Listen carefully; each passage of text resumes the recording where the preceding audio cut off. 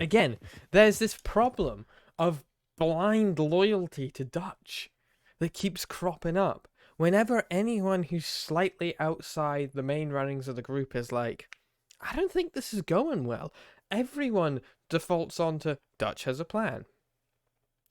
Which creates this atmosphere where, one, people, like we see with John, they don't need to think about what they're doing because they just do what Dutch tells them to do. But it also means a scenario crops up where where they're trying to get, people are trying to give them advice and being like, this is maybe a bad idea, we shouldn't do this, and everyone goes, but Dutch said we should. And Dutch is always right. Dutch hasn't done anything to lead us astray so far.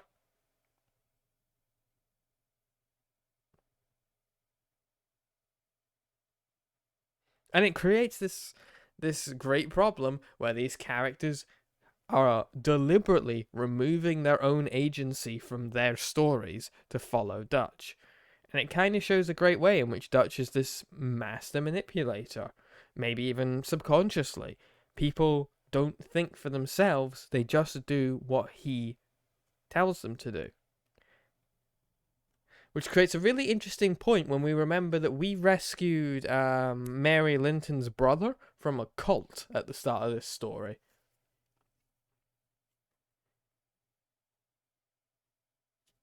Interesting that she came to us in order to do that.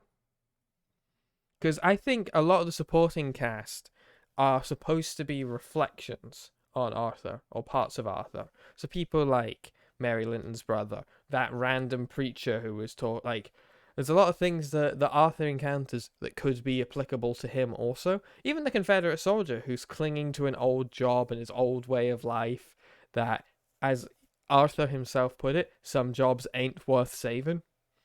And, you know, Arthur prays for the days of the gunslinger, the Wild West, and they're dead.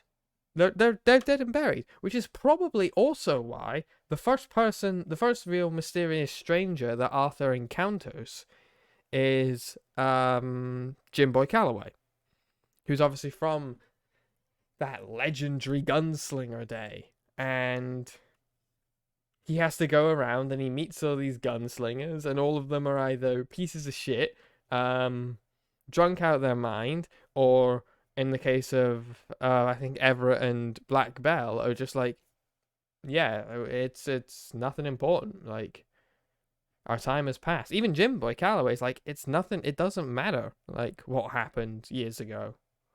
You know, that time is dead. We have moved on. We are survivors, and we've moved. We get to deal with the price of living, of surviving, which is that we have to move on from our old way of life.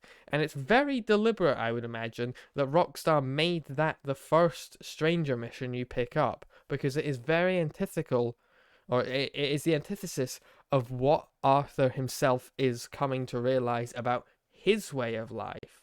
Because he doesn't want the gunslinger way of life. He wants what came next, the Wild West, the outlaws.